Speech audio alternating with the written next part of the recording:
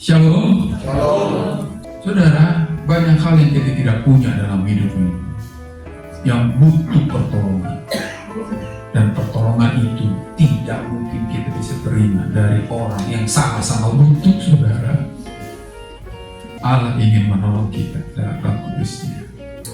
Dan pertolongan apa yang kita punya sekarang? Mari kita lihat Yohanes pasal 14. Yohanes 14 ayat 15, 16, 17. Itulah firman Tuhan perlu kita renungkan, saudara. Saudara kasih dalam Tuhan Yesus Kristus di hari Pentakosta, hari ini yang dirayakan oleh semua orang percaya di setiap gereja Tuhan hari ini, mengingatkan kita bahwa Roh Kudus sudah diberikan. Roh Kudus itu adalah penolong, saudara. Karena apa? Karena setiap kita pasti membutuhkan pertolongan dalam hidup ini, saudara. Setiap kita butuh pribadi di luar kita untuk bisa menolong kita. Saudara, kalau kita memahami arti tolong adalah meminta bantuan.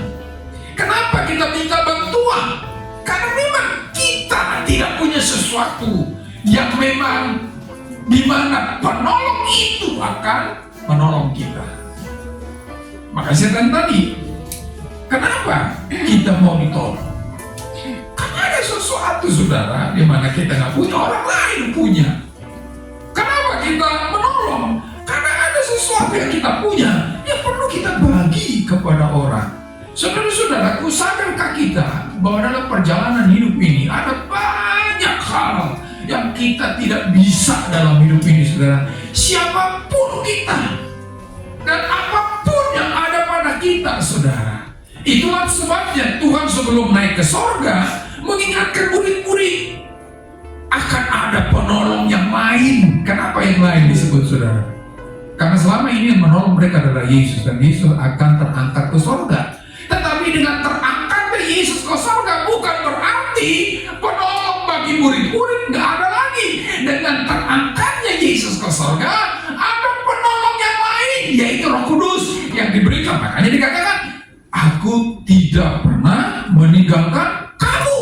Sebab lewat Roh Kudus yang dianugerahkan itu juga menjadi perwakilan Yesus Kristus yang akan menolong mereka.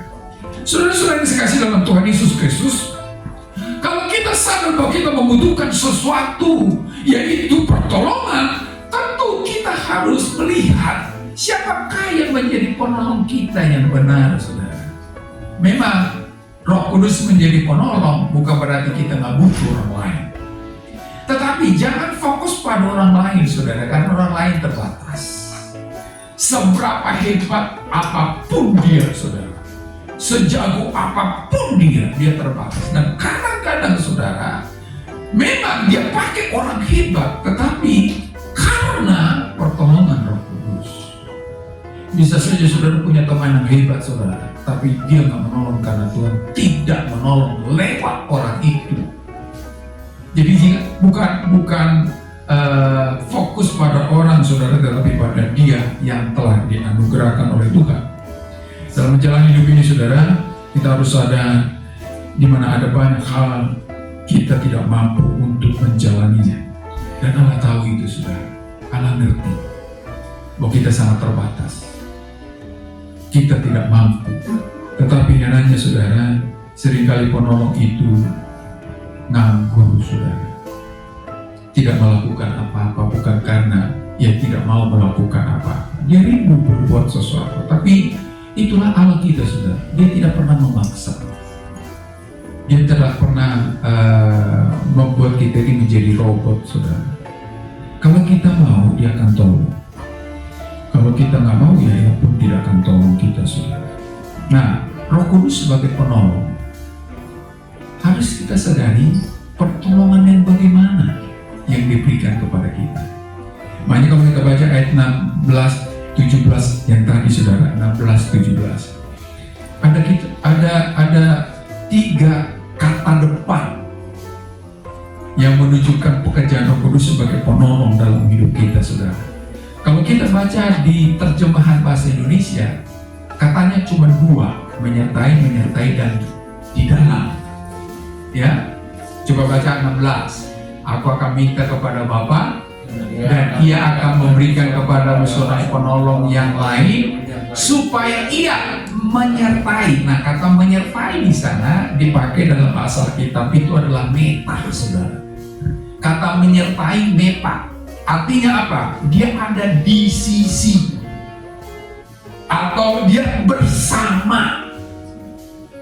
Kalau saudara berjalan berdua berarti bersama-sama melangkah.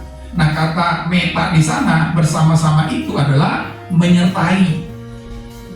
Dia hadir dalam perjalanan itu. Saudaraku, Roh sebagai penolong, dia akan menyertai perjalanan kita. Kata meta itu yang setara dengan, artinya bersama-sama, setara. Bersama kita melangkah. Jadi kita nggak pernah sendirian, walaupun di kamar sendiri, makanya jangan macam-macam sendiri di kamar, saudara, karena bersama-sama. Yang kedua, saudara, ayat 17, coba 17. Yaitu roh kebenaran, dunia tidak dapat menerima dia sebab dunia tidak melihat dia dan tidak mengenal dia, tetapi kamu mengenal dia sebab dia menyertai. Nah, kata menyertai ini kan beda lagi. Kata yang dipakai sama-sama dengan kita. Kalau dalam bahasa kita parah.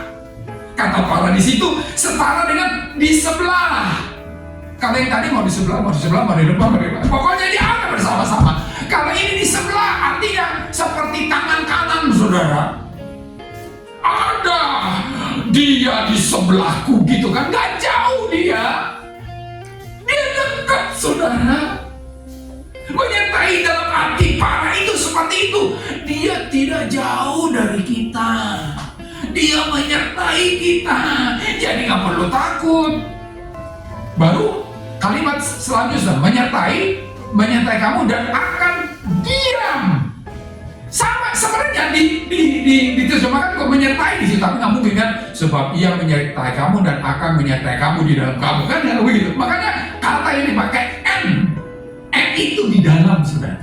Bisa juga diterjemahkan menyertai, tetapi ini lebih tidak terpisahkan dari kita, saudara.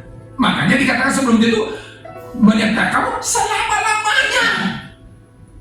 Roh Kudus yang diberikan itu ada di dalam kita, bersama kita, tak terpisahkan dengan kita. Makanya kalau kita simpulkan dari 3 kata depan ini, saudara, bahwa Roh Kudus itu bersama kita, di sebelah kita, di dalam kita, dan tidak terpisahkan, saudara. Cuma itu tadi, semua ini baik itu meta, para, dan belum bisa melakukan apa-apa, saudara. Kalau Anda tidak memberikan akses kepada dia,